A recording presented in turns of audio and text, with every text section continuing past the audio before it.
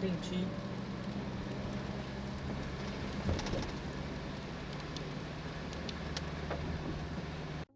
气候变迁议题实作开课至今已有6个学期。这堂课最重要的核心即为气候变迁意识与在地社区的连结。气候变迁是科学家依据长期大气资料佐证提出的证据，而这些科学知识要怎么跟毗邻在地社区连结，就显示出自然科学与人文科学需要透过某种契机来进行对话。这堂课扮演引路人的角色，不直接告诉你气候变迁在毗邻发生什么影响。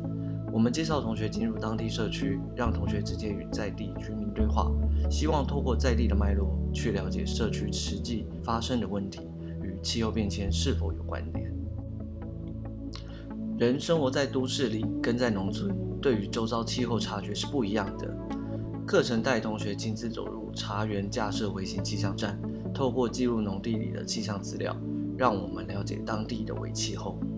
我们除了测量温度、湿度，还测量了风向、风速、雨量、日照，还有缩时摄影机可以截取影像，了解当地的天气形态。为了记录在地的看法，我们3不5时就会去山上找茶农大哥。走入茶农家里喝茶聊天是田野调查的起手式。若是与茶农大哥够熟悉，也能跟着大哥到山上的茶园里。实际走一趟制茶工厂，厂长从日光萎凋开始说起，再一一介绍每一样制茶机具的步骤与用法。其中发表的时候，也邀请厂长一同参与同学们的报告，并给予意见。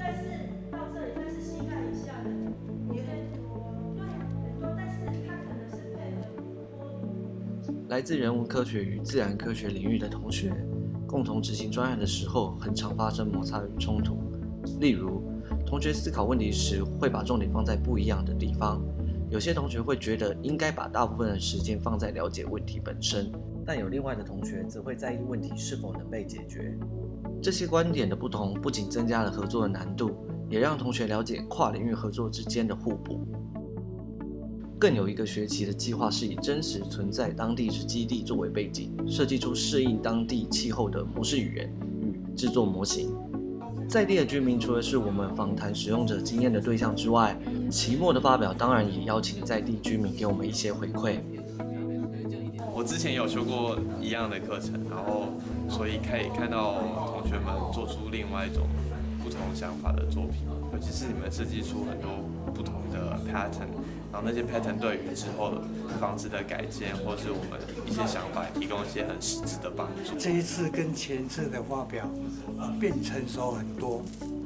都有考虑的比较精致。那在那个使用方面的话，就是说可能同学要亲自到山上参与工作啦，各方面才有办法。修课同学每学期在田野发现当地问题，再以问题出发，发展方案，探究解决问题的可行性。共饮翡翠水，坪林小旅行。透过在坪林的小旅行，让水源特地区的特殊性以及当地人守护水质的精神能被看见，并且开始因为一趟旅行而在意一个地方的环境与人。坪林茶栽培知识地图，透过传统栽培知识的变迁，搭配24节气为分野的气候资料，尝试以农人的视野来看待气候与茶叶栽培。这堂课是一个很好的契机，让学生可以触碰真实世界发生的问题。那虽然有时候问题并不是来自于气候变迁本身，但是气候变迁的情况会让这个问题更明显的呈现出来。那或是透过这些讨论，我们可以理清问题到底是可以从哪个方向来解决。在学校里，我们很习惯站在校园的角度去思考这个社会，很容易陷入单一领域的理解的局限里面。那如果有更多机会可以跟社会接触，或者是进入田野，就更有可能可以突破那个局限或是那个僵局。那我觉得这就是实作课或者实际课的价值所在。